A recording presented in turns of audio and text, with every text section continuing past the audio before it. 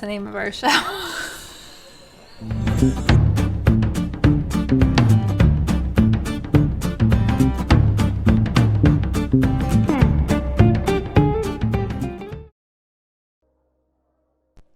Is that better? Can you hear me now? And if it's not better, it will get better, but it might require 2 or 3 reboots. So somebody chime in and let me know that it works. Or I'll give you my address and you can come by and watch me throw that out the window. Thank you. Okay, good. All right, good. I swear, every show, this should be the name of our show. Yeah, Glitch. Glitches. Named after Glitches with... Yeah. Louis Armstrong. Because we did all that show already. Yes, we did. All right, good. So, anyway, here we are. You just heard me talking like Alvin and the Chipmunks, I would imagine, for a little while. Yeah, talking about technological issues. Sure. You have to laugh. It's sounded so like, funny. Mom says, you sounded like little mice. Aw, well, we'll get to hear in a little bit. We have a giant balloon of helium under the table here, which we're just kind of like... Yeah. Okay. All right. Yeah. So, all right. Anyway, we got a lot going on tonight. Yeah, we have a lot of ground to cover. We do. We have a lot of ground to cover. We're drinking wine tonight? We are drinking wine. And I'm asking a question when, in fact, I've already got it. We already started drinking We already started wine. Because, you know, that's what we do. We even had glitches prior to the show because you were trying to reboot the slideshow and stuff, and so we poured. We did. We poured because we were kind of, a number of glitches on many different levels from... That's usually how it rolls, though. That's life for you, you know. It is. Here, have a big fat... Oh, I thank you. Big fat glass of wine. So, let's see. There's Carolyn Thau. Hi, Carolyn. Yeah, you missed our, traditional opening, beginning of the night don't glitch. Worry, we'll replay it. Yeah, you'll get to replay it. Let's see. No, I thought there was some more comments there. All right, so we've got our wine poured, and we've already kind of talked about. Let's just get the glitch stuff off the table. We're done with that. Okay. What do we got going on? We have a giveaway. We have a giveaway tonight. We're going to be giving away Glenn Levertue's piece. Glenn Levertue's piece, which I'm actually going to... Can you talk a little bit about the title? I'm just going to actually pull the piece out and show it on camera because the image that I have... You're not going to talk about it right now? That's fine. We can... But we'll pull it out in a little bit. Do you want to put the title up there? Do we have... No, that's why I was asking you to talk about it so I could go get it. It's okay. Okay. Glenn Levertue's piece that we've been talking about for weeks, and everybody that's here has probably seen it on one level or another. It's a cast urethane plastic edition that he made as a subset of a larger body of work he's working on. It is called Angel of Death, Flintlock Mechanism and Plate 2020, which was the year it was made. He made 2 color editions of this, a black one and a white one in cast urethane plastic. It was a component that was used in a larger sculpture. Now, I will bring it and show it to you guys in a little while, and the giveaway is going to be going on throughout the show. You can sign up for that. But we have one of those. Each color variant was an edition of 6, so that means we have one of 6, which is fantastic. Yep. We're going to be giving it to one of you tonight. Now, most of you know how this raffle goes, and for those of you who have ever been involved in one of our raffles before, rest assured my mother will be sitting this one out. Isn't that right, Mom? Because she tends to, for some reason, be favored by the randomizing engine that picks this thing. Yeah, the randomizer really likes her. So I'm going to get that started. But okay, that's fine. Why don't you keep us rolling? I'm going to start this giveaway now. Here's how this works. You're going to see this pop up in the chat in a few seconds that a giveaway has started. So there it is. It says a Glenn Levertue's Angel of Death Flintlock Mechanism and Plate 2020, blah, blah, blah, blah, blah. To enter the raffle, each ticket costs 1 loyalty token. Mom's like, yes, I will sit this out. So what you do is you type !raffle and then a number of loyalty points that you currently have. Those loyalty points are located next to and just below your chat window. They got a little purple circle next to them. So if you're a recent follower, you probably have about 300. And if you're a loyal viewer, you probably have many. You can spend 1 to 2,000. The more you spend, the more likely you are to win. So go ahead and enter that raffle. You have about 59 minutes left in that, and we will draw that at the end of the night. Oh. So, your mom's upset. Boo-hoo. Oh, it'll be okay, Ma. It'll be okay. You won everything else. Yes. It's okay. Yes. Okay, so Glenn Levertue. What else we got going on? We have a lot of things. I don't even know where to begin because we've had so much. Well, we started a new spin-off. We have. We have. It's called #Roulette. Right.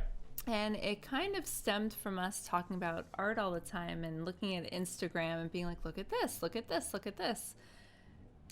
Carolyn says, say that again slowly, please. #Roulette. #Roulette. Yeah. So basically we look at Instagram quite a bit.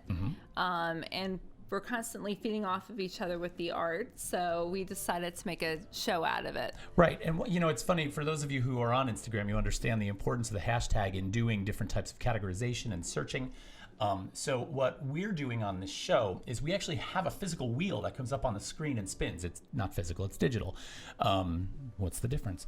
And we preload that wheel with all the possible hashtags that we would use in that night. Now, we went with some pretty pedestrian ones on our last show, things like drawing, sculpture, performance art, bad art. And then we would spin the wheel, load that hashtag into our Instagram search, and scroll right on the screen with all of you. And we would pull people up and be like, well, who's this? And what are they doing? And we would discover new artists. And it actually turned out to be quite fun. It was. Yeah. And plus, I mean, for all that we found about 6 or 7 artists that we really liked and we kind of explored a little bit further. So that's going to be on Saturday nights. What time are we doing that, Todd? Around 9:30? Well, it's probably, I've got it scheduled on our Twitch account for 8 o'clock, actually, because I think that, we have some scheduling issues. We're going to try and pull it off at 8. Yeah. So this week, you can join us at 8 o'clock for that, and we'll see how that goes. If we need to push it to 9:30 in the future, we will, but that seems to be late for us. Yeah. We only ran it for an hour last week. Well, yeah. I could run that all day. You probably could. I could run that all day. I don't know if people want to watch it all day. But anybody I talked to after the show, actually, when we did that, they were like, wow, we really had fun with that. We learned about some new people. We're following some new people. And so I thought... Yeah, I'm following about 7 new artists. And I was very, very excited, especially the mother-daughter. Yeah, Ellen, or Aaron and Lynn. Lynn Yes, and Aaron. Yeah, they were they're awesome. fantastic. Yep, so that's good. That was one of the things. You have something up here about some art news, and we were going to revisit a topic that we've explored in the past. Well, yeah. Oh, I've got Mike up here right now, and I didn't want to put him up here right away. So let's just switch over here for a second. Pay no attention to the man behind the curtain. Yes. All right. So, a couple little art news things. Now, if you remember correctly, we were going to call this art news, but instead Terry wanted to call it Sup. Sup. So we're going to call it Sup. And I added a little what's going on to that just in the name of Marvin Gaye and maybe just kind of elaborating on the Sup a little bit. Okay. If that's okay with you. Yeah, go ahead. All right, good. So first of all, we had done a show on the mysterious monoliths that were showing up around the world. The first one that showed up all sort of seemed to spark a lot of copycat, and we speculated on who it might be, why these sort of minimalistic forms all of a sudden inspired people to think about art, even though, they were thinking of it more in terms of an alien invasion than they were necessarily about it being art. However, it sparked an interesting conversation. Well, there are more, but this time they are not in the vein of some kind of artist prank showing up in the desert. These are actually Stonehenge-like monolithic stones. And I have to tell you, this information was actually sent to me by my good friend Jim Osman, who might be watching right now.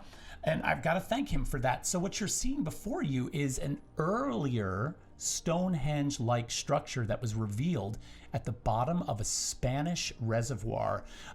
It's in fact the Valdecañas reservoir dropped significantly in the last drought that they had this summer and exposed a Stonehenge-like series of stones that some people in the community knew to be there through storytelling, because this reservoir was man-made and flooded about a generation prior to the current generation. So really interesting that this all of a sudden showed up. They're looking to try and move it to see if they can actually save it. The stones are porous and they're worried that erosion will take place.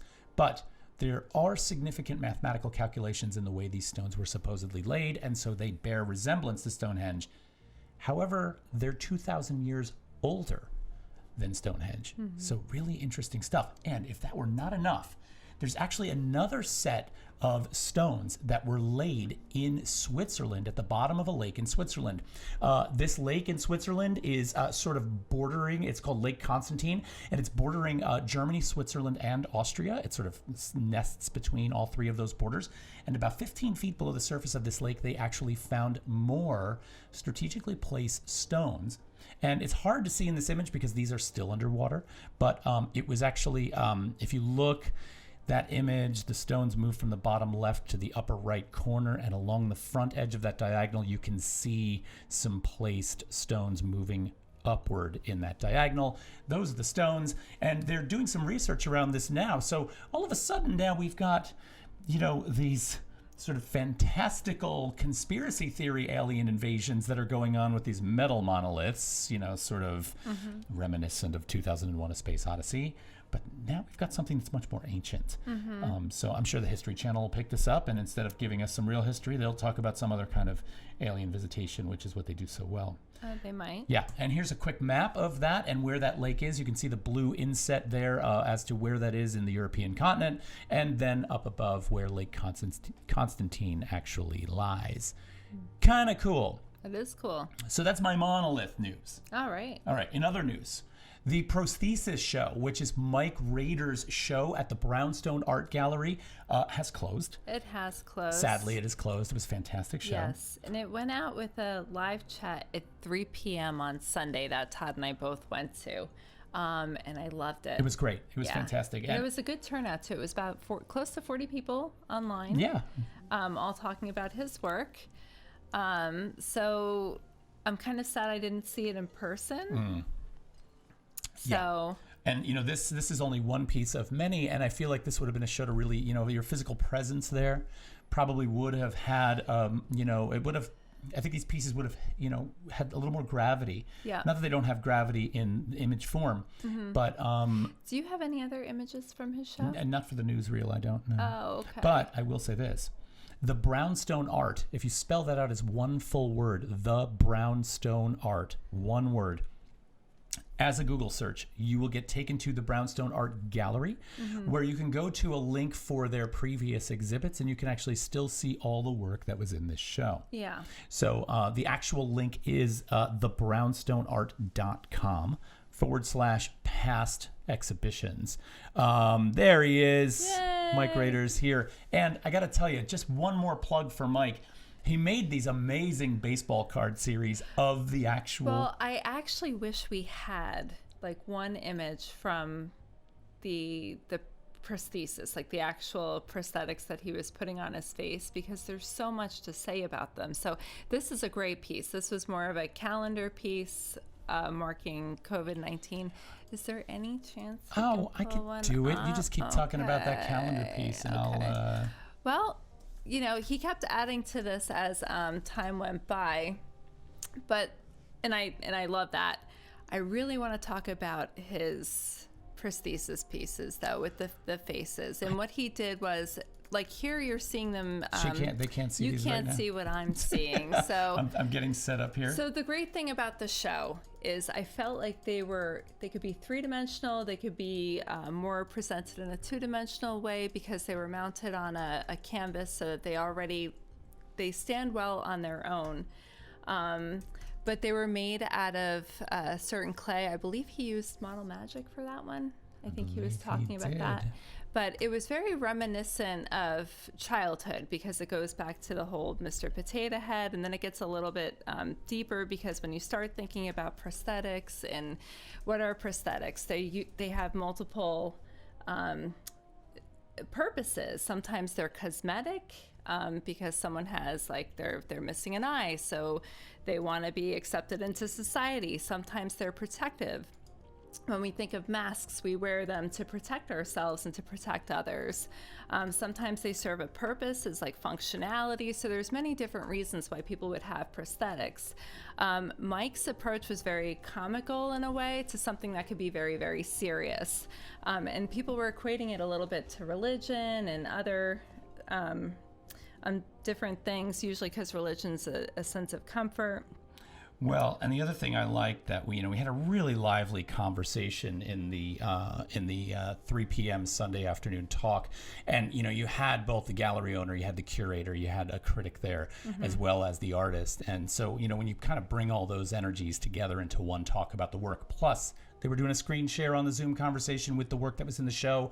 It looked great. And there were a couple of things said that really helped to sort of dig into who that artist is. Yeah. Right. Mike had mentioned something about, and this is something that I feel too. It's known as blue collar guilt. Yeah. And I come from a blue collar family, and I go out there and I make these things that don't work in a blue collar world simply because they don't have a function. They don't have a function. I mean, what I make is useless, right, on so many levels. And so I find myself making these things, and I'm like, God, should I even be doing this? And when Mike said that, I was just like, oh my God, I know exactly what you're talking about there. I feel it all the time. My apologies. I'm having a little trouble getting this up, but don't worry. It is coming now. I swear to you. Let's see. It's Mike Rader Studio. I want to go to his Instagram. That's where we're gonna find it. So we can just have some of those Actually, images. and if we pull his Instagram up, there's multiple images. Yeah, I know, like but this we can just do this one. So, and so this is a great example of it. Plus, I love the way that you commemorated it, because once you take it down and take it apart, the whole system changes, because you're never going to hang it like that again. By commemorating it into this Topps baseball card, and it's the nostalgia and the way to keep it. Well, and Mr. Potato Head was popular at the same time as collecting baseball cards in that time. Was. They kind of have they definitely have a relation to childhood. And in terms of the pandemic, which is a really hard thing to deal with, this is a great way to deal with it. And I love all the different elements he uses. He's using bread, he's using clay, he's using all kinds of things. So just so you know, you can actually score a set of these cards. You can get these cards from the Brownstone Art. You have to reach out to them because they're exclusively sold through the gallery, and they are very limited edition. But there's 42 cards in all. It's 2 packs, and they sort of are, each pack is curated by a different person from the curatorial process in the show. Anyway, thanks, Mike. We appreciated having that show up and being able to come to your Zoom talk. So thanks for that. All right, what do we got next? Well, we have some birthdays. Baseball cards are the first art I collected. It's probably... And they're very valuable, too. Some of them are extremely valuable. Absolutely. So, yeah, no, I collected them as well, and it was always Topps. Yeah. Topps baseball cards, yeah. Okay. Let's see. Let's find ourselves some birthdays to talk about. Birthdays. Let's see. We're going to get rid of that, and we're going to go talk about one of my... This one. So we got a couple birthdays to talk about that either happened this week or today. Yeah. Can I talk about this one and you talk about the next one? You can. So yesterday was Eva Hess's birthday. And just so you know, I have more on her. I don't really have a lot on the next guy. Oh, well. It's a one-liner, but let's go ahead and talk about her.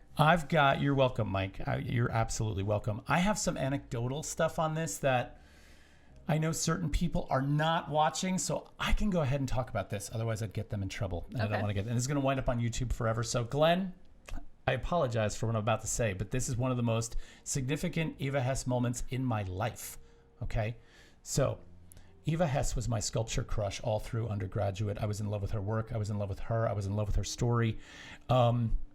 She was born on January 11th, 1936. She died in 1970. At the age of 34 years old. She was probably one of the most prominent sculptors of the 1960s. She sort of spearheaded the post-minimalist movement and made some of the most beautiful experimental work with resins, fiberglass, and alternative resinous materials that you could ask for. Her work was groundbreaking. She, tragically though, from working in a studio that had almost no ventilation, developed a brain tumor because these are, polyester resins that she's working with. Did they attribute the brain tumor to the actual materials, or was it? I don't think there was any doubt that because first of all, those polyester resins from those days are now known carcinogens, and you can't, don't get me wrong, a lot of the resins that are out there now still contain some of those things, but you have to be so cautious when you're working with this stuff. Anyway, she developed these brain tumors. She had 3 surgeries. They were not successful. All through the time she's having these surgeries, she's still making work, and she sadly died. During the time she was alive, though, she had a very close relationship with Solowit. Now, Glenn Lavert, Solowit is he's the granddaddy of conceptualism. I mean, he is like, we'll do a show on him at some point. Anyway, Glenn Lavertu, who donated the piece of art that we're giving away tonight, was Solowit's studio assistant. Okay, so there's all these interconnected ties coming together. And Solowit loved Eva Hess, and they had a little thing. Right? And there are little love letters that go back and forth between them. Okay. Now you look at me and you're like, you shouldn't speculate like that. That could be disastrous. Yeah. I held the love letters in my hand. Oh, did you? And I got to read them, the real ones. And then I held one of her latex sculptures. What condition was that in? Because there's been some controversy as to how her works have been preserved or the lack of preservation. The problem is latex breaks down in UV light. It does. And they've been having some issues with her pieces surviving. Yeah, because they're not archival. So they're kept in the dark. They're actually, that piece that I held is in the Solowit collection. And so Glenn used to work at the Solowit collection. So I was actually able to see those firsthand. And it was a beautiful thing. It was like bordering on making you cry, because you're holding the work of one of the most, influential people you ever had growing up, or at least learning your trade, and it's a big deal. So anyway, I know this is longer than we normally take with birthdays. We're almost into the 8:30 hour, and I'm still sort of waxing emotional here. I always think birthdays deserve a little bit of attention, so All right, well, she anyway, was monumental. Here's a quick work of hers, actually a couple of works in a gallery space, and she was monumental, and we miss her very much. The next artist, I'll let you talk about. I have a couple sentences on him. Is that him? That's him. That's John Singer Sargent. Yes. So that's John Singer Sargent. Very famous portrait artist. Not much more to say. He was born, this is his actual birthday, January 12th, 1856. I believe he was an expat. He was over in Europe for most of his career. He was born in Florence. Right. But he's been around. Oh, yeah, he's moved around. Yeah, for quite a bit. I think his career, he's gotten some flack for being a portrait artist. At some points, he wasn't taken very seriously, and then popularity came back eventually. Madame X, I believe, is one of his most famous portraits. It is believed that his lover was actually the model, a gentleman. So that was a little risque at the time. That happens. That happens. But he is famous, and it's his birthday today. Pumpkin Audrey saying, love him, Madam X. Yep. So, it's his birthday today. I threw this image up of him only because I love this as a study of that hand on the plein air painter's right side there. It's just a gorgeous, beautiful way to hold the brush. You can tell he really looked long and hard that. Am Schmidt is here. Holy shit, that's crazy. You held the letters. I know. It was and they were all in clear protectors. So I was able to flip them over and look at both sides of them. And Did they say anything juicy? And love me some Sargent. Yeah, oh God, yeah, they said juicy things. I could actually keep going with this story and devolve into a whole long narrative about apartments I visited in New York that were lived in by Solowit. Go on and on and on and on. I'm not going to. It could go forever. Okay. But I'm not going to. That's another show. I have a print out of a scan of one of them, but it's advice, not lovey-dovey. Yes, there was a lot of that, actually. He was a mentor for her. That's what I thought their relationship was, because you don't find too much about, you're assuming, a man, a woman, they're both artists, they have similar passions and everything like that. But I think because most of the literature is saying that, they had this professional relationship, but so it goes. Yeah, I'm going to leave that there because I don't want to get into a whole slanderous thing, but I will tell you this. If I were Solowit, I would have fallen in love with her. I mean, I would have. I'm going to get in trouble for this. I know. I'm going down a dark path here, people. But yeah. Am says, yeah, her old studio was Lomax Gallery. They moved it, but it used to be in the former space on Bowery, top floor like an attic. Amazing. Yes. Cool. Yep. And who's not in love with her? Agreed. And her legacy, like, and just her story is just such a big part of that. Yeah, And truly. And the tragedy and, so young. Poor thing. Yeah. All right, so let's pop back for a second because I'm going to change up some screens here because we have our main artist to talk about tonight. Now, for those of you who are watching who got here a little bit late, we are doing an art giveaway tonight, so don't forget to sign up for that raffle down in the chat. ! Raffle, all one word, and a number of channel loyalty points that you want to commit. The doc on Amazon is thorough. I got to watch that. I haven't seen that. I haven't seen that either. Nope. Does she speak on that, Mike? Because that would be just like mind blowing. I would love to see that. There's Splunk. Hi, Splunk. Hello. I want to see a couple of things up here as we launch into our artist. I want to see how many people are actually in the raffle so far. And it's nobody. Nobody wants it. You guys will get in there. Don't worry. I know you will. All right. Let's start talking about our artist. I will keep plugging away at that raffle. And listen, I have a feeling, because this has happened to me before. The first time I ever tried to enter a raffle on Twitch, I was terrified to type the wrong thing because I didn't want everyone in the chat to see me screw it up. And sure enough, I did 3 times in a row. And it was like, so what? Right? So it's ! Raffle and then a number. And that number is that little purple. I think it's purple. What color is it? What's the color of the number down by the chat? It's a little purple circle, right? And you get to throw any number in there from 1, 2 to 2,000, right? So there's an amazing audio recording of her talking, some podcast that posts women artists in dialogue or something. I'll find it and send the link later. I would love that. Thank you. Cool. Okay. You want to introduce our artist tonight? Yes, I would love to introduce our artist tonight. So I was looking last week through Art21, actually, which is a fantastic source.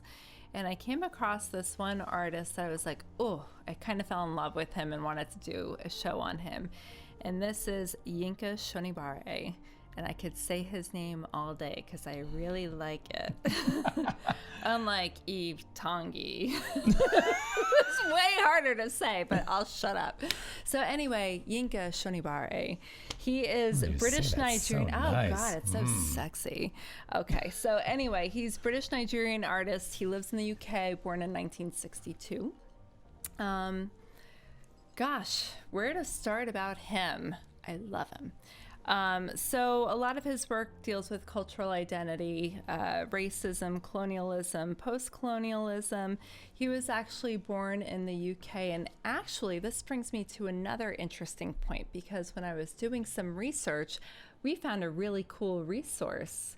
And the Tate Gallery puts out a kids series, which is an animated little movie where you can find out all about certain artists. And they have this adorable animated movie about Yinka Shonibare, and I watched it. I actually learned quite a bit, and I was like, "This is awesome." That's a beautiful thing. I thought Carolyn Thau would actually like that resource. Oh my God, the Tate Gallery. It's awesome. Yeah, for kids, it's fantastic. Yeah. So that could be a resource you could use with Whittemore, but it's that thought came to my mind. Yeah. So I'm sorry, I didn't mean to interrupt you. Go ahead. That's okay. I kind of went off on a tangent, but anyway, he was born in the UK. And then at 3 years old, his family moved back to Nigeria, and he spent most of his childhood in Lagos. Yeah. He was speaking Yoruba. Here I go with my mistakes. Yoruba at home, and also English at school. So he was learning both languages. He had an interesting pathway. His parents really encouraged him to go be a lawyer or a doctor. That's usually what parents encourage children to do. I believe his father was a lawyer, so he watched his father go back and forth to work every day. But he wanted to be an artist. That was his big interest in school. Some of the stories that you hear about him, he would be drawing in his art classes, and he would be drawing like themes on Russia. And one of his most memorable interactions with an art professor was they were telling him that he should focus on African art, and he's like, why? Oddly, he was making work about perestroika. Yes, he was. Stuff that was going on in the Soviet Union. Yeah, that was very, very odd. Right. But then he told his parents that he wanted to study art. I believe they were a little bit disappointed. And what happened was he went back to London to go to art school. He has been around a little bit. I'll go into his education in just a little bit, but 3 weeks into art school, he contracted a virus that affected his spine. He developed transverse myelitis, and it progressed into a disability that would worsen throughout his life and his career. Did you have something to say? Not necessarily about that, although Okay. I find that aspect of his life rather interesting in that a lot of the work that he talks about now is about transformation. Yes. Transformation from art materials to Yep. transformation about identity, and his physical body is in fact, also undergoing a transformation, which he does not talk about often. Right? So he explores it in some of the pieces. It's there, but it's not the overwhelming, foundation for what Yeah. it is he does. So... Yeah, I believe when he first started too, he was very physically involved with his work, but because the disability did progress, he became more and more conceptual. Right. And he ended up employing others to help carry out the ideas. Sure. Which, for any significantly prolific artist, which he certainly is, that's a norm, right? Oh yeah, and that goes you back. think of very famous artists like Jeff Koons and such like that. I knew you were gonna say that. I could just tell. That's why I put my hand on your leg. But yes. So anyway. If you're watching, Jeff, I have nothing against you. Well, catch me for coffee sometime. Okay. Okay. But anyway, that's his background. He has his education. He's got an MFA from Goldsmiths University of London in Central St. Martin.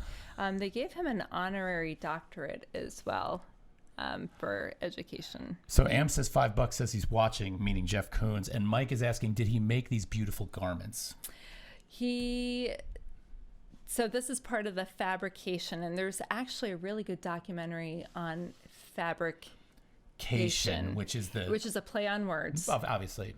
So the fabric is actually the underlying theme of his artwork. So, and it's a lot to do with colonization, Dutch colonialism, all of that. It's all interlinked. He's kind of borrowing from the batik fabric, sort fabrics, of wax the and aesthetic. fabric kind of aesthetic, as well as the colorful patterns that was then produced by the Dutch to be sold to Indonesian countries, African countries. And so he utilizes this, and he actually has newer ones made of this that might incorporate more modern day symbolism, like the Chanel logo, even though they're not made or designed by Chanel.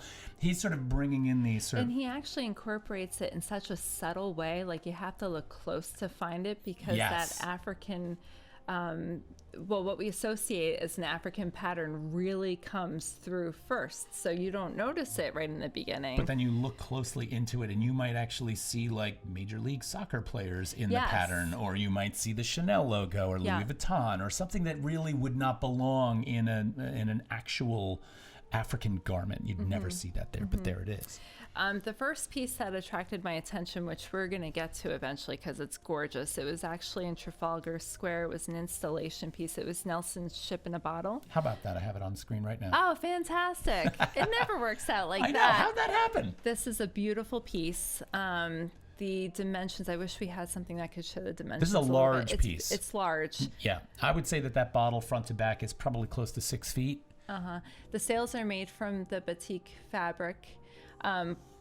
It was interesting to see how people were reacting to it, because on its own, it's a gorgeous piece. But when you start thinking of the context of it and Nelson Mandela, people couldn't tell if he was celebrating it or if he was being critical of it, Right. of his legacy. Right. And he actually doesn't disclose how he feels about it. He's like, this is great. People have no clue how I think, and I'm okay with that. So, yeah. Right, and I think that's okay. Yeah. I mean, I feel like it is both an artist's responsibility to sort of articulate these things on some level. There have been some artists in history that have not done a good job of talking about their work. Now, that doesn't mean you should, nail down every single little piece of obscure symbolism that's present and everything. I don't think that's wise. But there just have been some artists that haven't done that well. Alexander Calder did not do that well. But we don't need to get into all of that. But the point is that I love that he kind of, this is the type of work, I find that this is the type of work where we come at it and we walk away formulating an equation. It's like this plus this plus this adds up to this. Oh, got it. I understand what he's after, where he's going. Okay, and the linearity of that equation may or may not be perfectly clear, right? I think the more clear that is, Mike says, love, where was this installed? This was in Trafalgar Square in London. Yes, Trafalgar Square. It wasn't up for too long. I believe like 6 months, maybe at the most.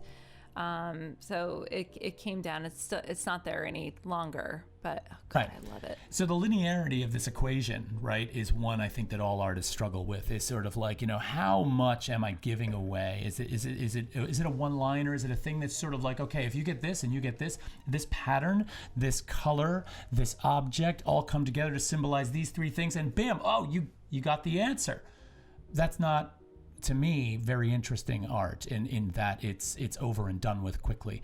Whereas if we blur the lines somewhat in there and allow some of this stuff not to let you walk away confused, obviously, but to sort of let you walk away asking some questions, like he says, I think that's fantastic. Yeah, I think so too. So this was what made me fall in love with him. So his mediums, he's all over the place. He does sculpture, he does photography, he does theater, he does two-dimensional work, he does paintings, he does installations. So he did this one series here. It's actually a series, you were saying, of 5 different scenes? 5 different scenes where he explores this notion of the dandy in this very sort of posh, opulent setting. A lot of these photographs and a lot of the work he does in terms of performance remind me of, early British royalty. Yes. They remind me of, early royalty on a number of levels from a number of different cultures, right? And I know he's sort of looking to that, and he even says this in one of his interviews, where he both feels angry at the exclusion from that, but also secretly wants to be a part of that. And why wouldn't you, right? I mean, yeah, that's part of the reason for the anger, I believe, is that you were excluded from that. And so he looks at himself in these scenes, yes, right? And he places himself in these. He places himself in these scenes, and there's 5 of them in this at different points of time in the day, where he is the focal point of them. And I love these. I love these. And I probably screwed up the order because they're titled by the hours of the day, but they're in the billiards room, they're in the bedroom. That looks like fun. Yes. There's another scene where it seems like he's, sick. The priest is there. This is probably the end of the day. Rites. This is the last rites. There's an earlier scene, so I did in fact not put these in quite the right order. But there's a really kind of interesting, look at that culture, how he fits and does not fit into that time, and placing himself in there sort of asks us, what are we doing? This really asks us about us. And we really look at ourselves with these. Well, the other thing is he keeps referring back to this time, especially because of colonialism and that. And it was interesting in that piece, he didn't manipulate the wardrobes as much as some of his other pieces, because when he does show, and he does that quite a bit, he goes back to theatricality and he goes back to 18th century fashion and couture. And what he does is he actually uses the batik fabric in that to recreate the costumes, and then he does performances with them. One going back to Nelson Mandela, it kind of spun off of that. He did an opera about Nelson Mandela's wife, with the fabric was all batik, but she still had the white powder wig, and it was a gorgeous piece. Yeah. This one looks like it might be getting into that, but I'm not entirely sure. This is a still Okay. from Un ballo in Maschera, which is the take off of Verdi's A Masked Ball, the opera, Okay. where a case of mistaken identity leads to the assassination and murder of a king, I believe of Sweden. That's in the original, right? And he does a play on this. Now, I've got a clip of this video. It's actually 6 minutes long. I don't want to play the whole thing. It's actually much longer than 6 minutes, the actual piece, but the clip I have is 6 minutes. I won't play the whole thing. But in this, he sort of he borrows on the idea from the opera that the masked identity, right? The masked identity is an interesting thing in his work, right? So you've got this very sort of opulent setting of royalty and a dance and his followers and people in the room in this big, beautiful palatial room. And their identities are skewed because it's a masquerade, right? And so this is something that I think he borrows on in his work. I mean, especially when a lot of these figures he's using are headless. Yes, I was about to say that sounds like his sculptures. Right. Right. So this sort of plays hand in hand with that. But he actually he composed and choreographed this entire thing. So I kind of really would love to go and take a look at that with everybody. So let me just play a little bit of this for you so you can kind of see what's going on. And really what happens is I'm going to run it once, not the full 6 minutes. This loops infinitely, okay? And each time the actors that are present in this change their motions just a little bit. So it's not a loop in terms of the video is just copied over and over again. They ran this for quite a long time. Let's see what it looks like.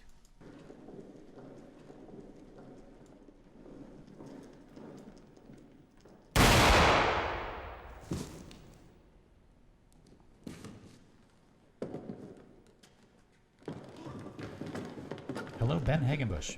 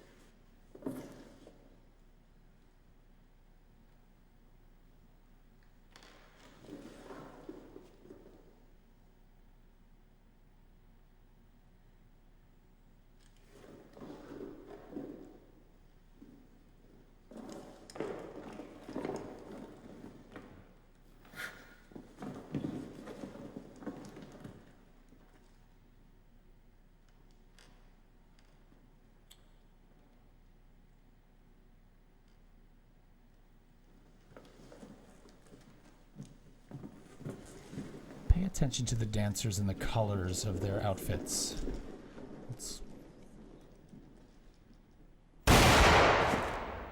And we're back on the loop. to the beginning of the loop. Now this continues, and the dancers continue to perform. I'm going to pause it here. And they roll this over and over. Now this queen, this monarch, whoever we have in this, who's sort of the head of this. If you notice, her batik fabrics are all red, white, and blue, and they're symbolic of the British monarchy. On some level, they have gold in them. Sure. And all of the subjects that are dancing before her are much more. They're clothed in colors that are more indicative of African culture, right? And so there's oranges and blacks and beautiful combinations of greens, and all the while, the woman in the red, white, and blue who gets shot she's both jubilant at her sort of resurrection and this sort of endless cycle of her becoming a leader. And at the same time, she's got a nervousness about her, a disconnect between her and the subjects, who ultimately, end her life, and then she jumps back up again and keeps on going. And it's sort of like this endless thing. It's a really interesting connection that he makes between, the two cultures, the division between those cultures, the ways in which the fabrics represent those cultures are really well done. I love that piece. Yes. It's fantastic. So, eyes shut. Yeah, like eyes wide shut. Yeah. You know what else this made me think of was Russian Ark, which is a very different kind of film, but it kind of had that same feel. But also kind of like a Kubrick eyes wide shut sort of thing, for sure. So, what else do we got here? Let's take a look at a few more images that we have. We've got these. Gorgeous. There's the Chanel logo. There is the Chanel logo. But you can see this repetition of the batik fabric and, colonialism. He purposefully does not put faces on these sculptures. He doesn't have them identify with anything. I don't want to jump to that just yet. The next piece actually... Do you want me to go to that? You can.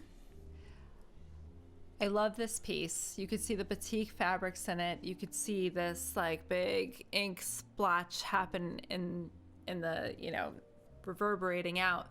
But the interesting part in the installation with this was that they had figures in the batik colonial wardrobes, and they seemed to be either fighting or dueling and such like that, and the position made this almost look like a big blood splatter. So I wish we could almost see the pieces around it, because standing alone, it's gorgeous. It stands on its own beautifully, but the context completely changes when you're actually in the room with the figures and you see what's going on as well. Right. Well, earlier we saw these two figures that were sort of in a duel. They had pistols drawn at each other, and that piece is typically put, I don't know about typically, but I've seen this setup where that piece is placed in the middle of the room, and the one pistol is pointed straight at the head, headless head of the other figure, and this is behind it. It changes. Yeah, it totally changes.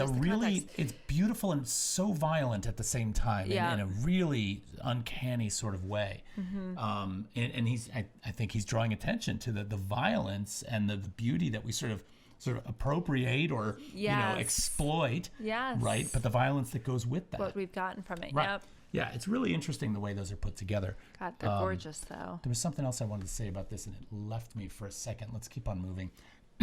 A lot of his pieces have to do with interaction between the people. It's very playful and beautiful to look at.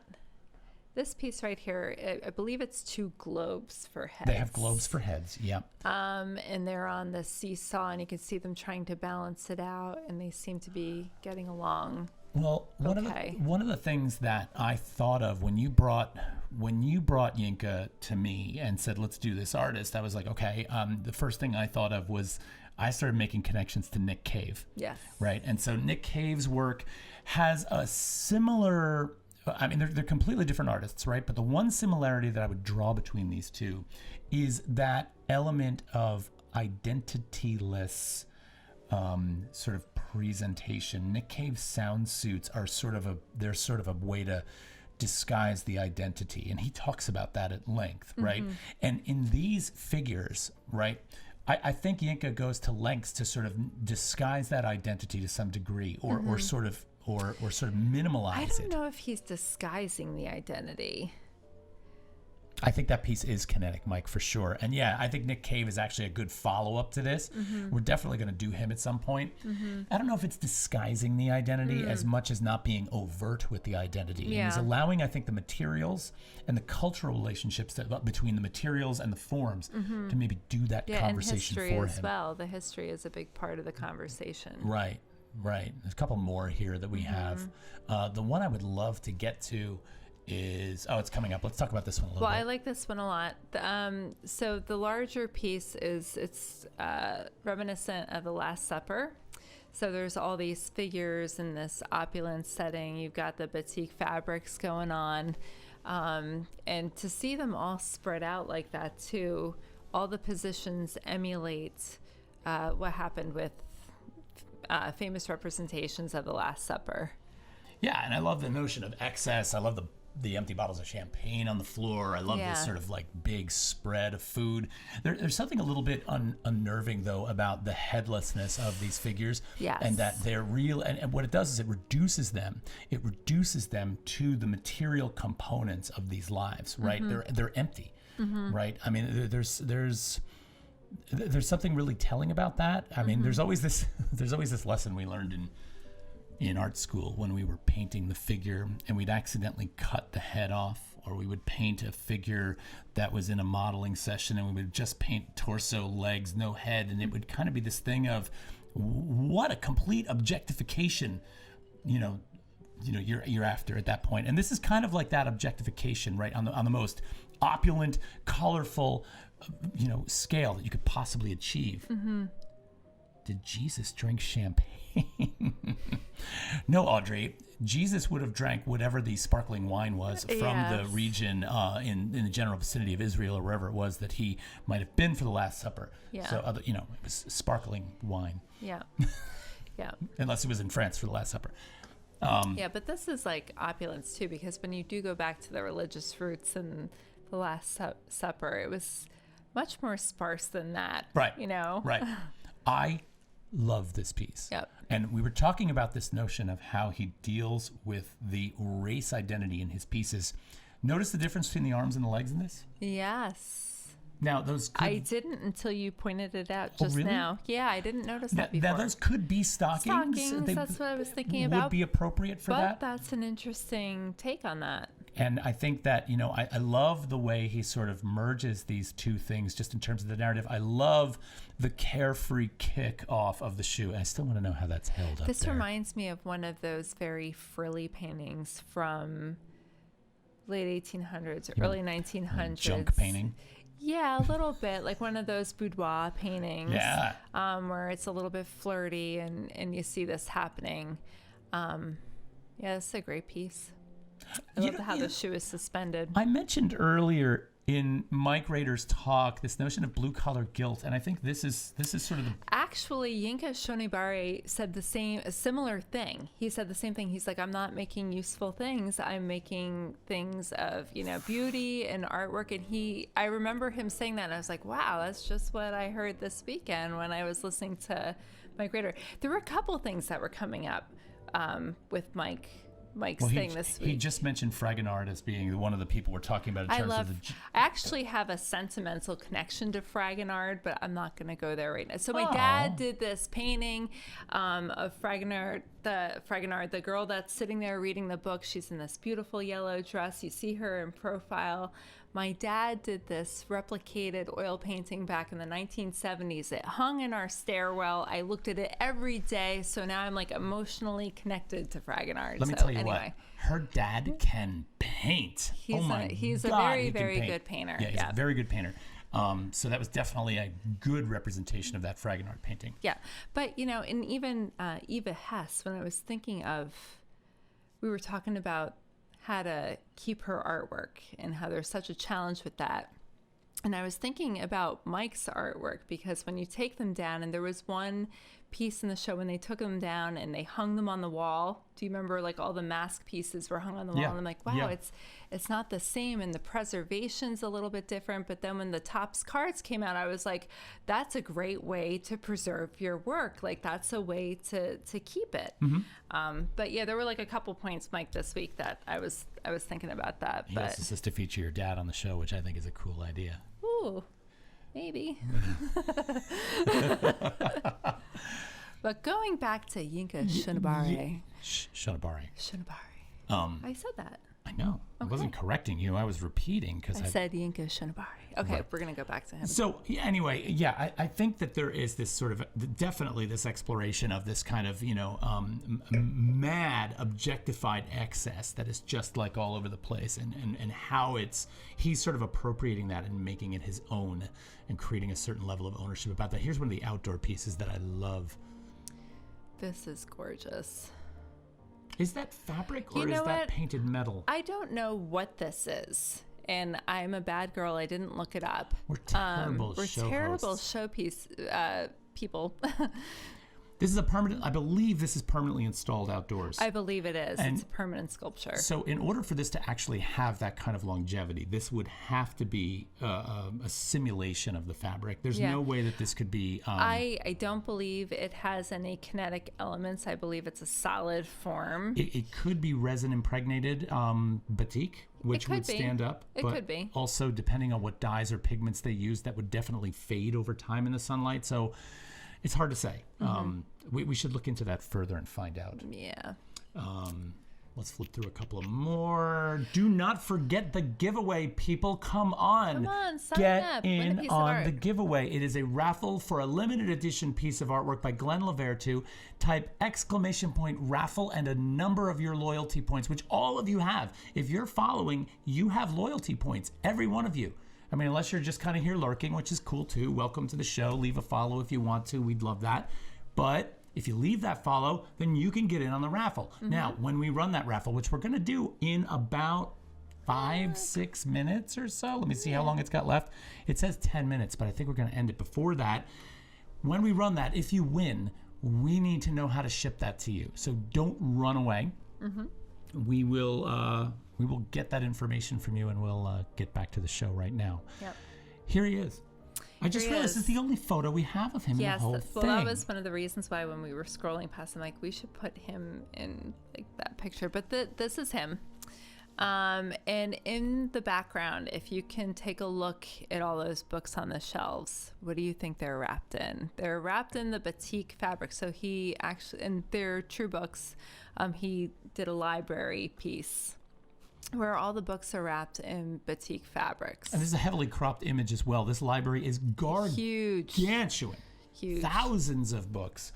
And again, it goes to that other element that he's kind of trying to sort of place that identity marker on and sort of claim a kind of ownership of in a really interesting way. The library is both a weird place of a sort of very equalized democracy of books for people, but it also is symbolic of a kind of scholarly privilege. Yes. Right? And so, I think there's kind of like this really interesting interplay there that, has, significance to him, and it definitely belongs here. Don't forget the number, Pumpkin Audrey. Don't forget the number. !raffle and the number 1 to 2,000. So, I like this. Yeah. I like this piece especially. I like this piece especially, too. I mean, I like all of his pieces especially, so never mind. I guess it's not especially. But I enjoy the varied range and approaches to his work. I feel like sculptors that, and I shouldn't even call him a sculptor, I feel like artists who approach what it is they're trying to say through the most appropriate means for what they're trying to say have put a space between raffle and the number. They have the best sort of, I think, grounding. They have a good grounding in what they're trying to do. I think a lot of people try to shoehorn ideas into the thing that they do. Right. And I feel like, what are you afraid of? Keep branching out. Yeah. Keep exploring other materials. Yeah. And I do love that he's able to master all these different materials, yet there is a common theme that's the material itself, the fabric. Right. Yep. I'm typing to all of my members here.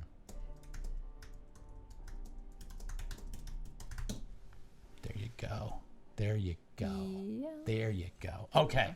All right. So we got some people coming in on the raffle. Now, do we have any more by him?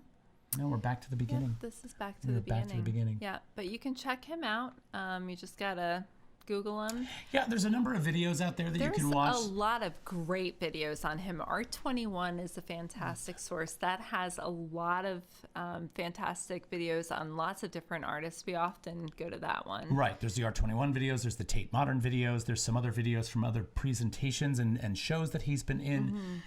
There's a lot. Do we have the room? The boutique room? What happened to the boutique room? I don't know. That was like a really good piece. I can try to find it. He did these rooms too, 18th century rooms where the entire room was covered in batik fabric, and he kind of mixed and matched with the upholstery on the chairs versus the wall coverings, and it was really a sight to behold. Do we have that room? I'm looking for it. I'm looking for it because I'd love to show you guys that. Something tells me that we missed that one. Where did that go? That was so awesome. Hold on. There it is. Well, hold on. We got to make sure we can get it to them now, right? So let's see if we can get it to them. Everybody cross your fingers. There it is. It's beautiful. Look at that room. So, and actually this fabric, and we can't see it close up, but I believe he's got like little... This is the one with the Major League say, Soccer players. He's got some athletes in the built in into the wall, wallpaper into pattern. It's the pattern. So it's like really, if you get up close, and they have shown like up close images on other. But the thing about that's interesting is you're standing there looking at this room almost like you're in the Met, where you've got these collections of these really beautiful old rooms from different time periods. I love how you're it's got the staring at velvet the rope. furniture and the craftsmanship. You're looking at the patterns in the carpet, and then you look closer at the wallpaper and you're like, is that Pele? You're like, who is that? You know, and all of a sudden it's like there's this sort of tongue-in-cheek reference that jerks you out of that. He's very playful. I know. With it. Yeah. I know, yeah. but it rips you from that sort of oh my God, this is so important. Yes. You know what? And it makes you really think about, wait a minute, what is it I'm looking at here, right? And I think that's really a beautiful and kind of funny. Like, I respect that kind of sense of humor. Yeah. So, I agree. And the fox piece too, that was another good one. That didn't show, but that's okay. That's all right.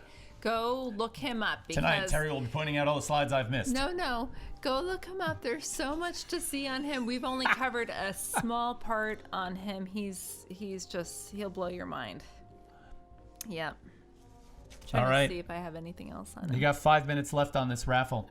What was interesting, we were going over the distinctions that he's been awarded too, because so first, his collections are, all over the world and some of the most prestigious galleries that there are. He's in the Tate, he's in Victoria and Albert Museum, he's at the National Museum of African Art and the Smithsonian down in DC, he's in MoMA, he's in the National Gallery of Canada, he's featured in the Netherlands, Stockholm, Rome, all over the world. Right. It's interesting to see the distinctions, which I was completely ignorant of. So in 2004, he was awarded the MBE after his name. So what that means is he was given this title of member of the Most Excellent Order of the British Empire. So after his name, he carried that citation. And that's an actual citation. It's like being knighted. It's like having Sir before your name. This is actually quite important. Yep. And then in 2019, he was elevated to CBE, which stands for Commander of the Most Excellent Order of the British Empire. So he went from member to commander. Commander status is it's equivalent to being knighted, right? Mm-hmm. And so his accomplishments, his intellectual approach to the different, critical elements within the different cultures, it's really sort of been recognized by the British. Yeah. Is it the monarchy or? I know the Royal Academy.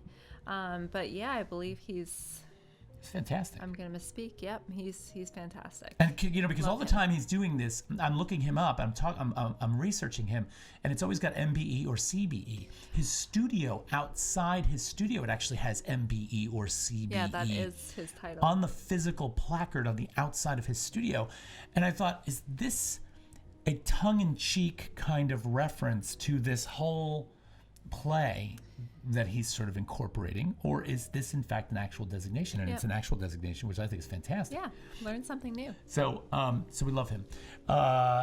So let's see. You can no longer enter. Oh, you can no longer enter the raffle. So I saw Dave and Audrey both try to enter. Audrey's in. Oh, is she in? Audrey's in. Oh, and I see Audrey's Carolyn in. Yep. I So saw Dave try to be in too. I think he was trying to. well, the raffle time is up. So we're gonna draw the raffle. Okay, All right. go for it. All right. So I'm gonna run this right now, and we're gonna pick a winner. It's gonna pop up in the chat. So if you win, make sure you stick around. So one thing you can do is there is a feature in the top right corner of your screen called Whisper. You can send us a private. That's Twitch's version of a private message. You can whisper your address to me. So if you win and I don't already know your address, please whisper your address to me. All right, here we go. Let's pick a winner. Fingers crossed. If my mom comes up, something's wrong because she didn't enter. All right, then I know this thing is genuinely broken. Here we go. Whoops, that's a right click. Don't right click. Here we go. And the winner is... Come on. Ooh, it's thinking. It is thinking. It's thinking. It's Carolyn Thau. Carolyn Thau. Won the piece. Congratulations. All right. That's awesome. So it's going to pop up in the chat down there. Congratulations to Carolyn. Carolyn, I know how to get you that piece, so don't worry about that. Great. Yeah. Great. So I like tonight's show. I like tonight's show too. I thought that Yinka Shonibare. Yes. Say it again. Yinka Shonibare. Okay. I really think that, there's something to be learned here. And I really feel like exposing the, one thing we just did not mention all tonight at all. Mm-hmm. And I feel like we got to mention it, is what happened on Wednesday. What happened on Wednesday? Yeah, the storming of the Capitol. Yeah. And I feel like the world is in a strange place. You're welcome, Carolyn. I see you saying thank you there. You're welcome. I feel like this notion of art for social change, art for, changing the way we look at the world is an incredibly important thing to, art can be about pretty pictures. Art can be about beauty.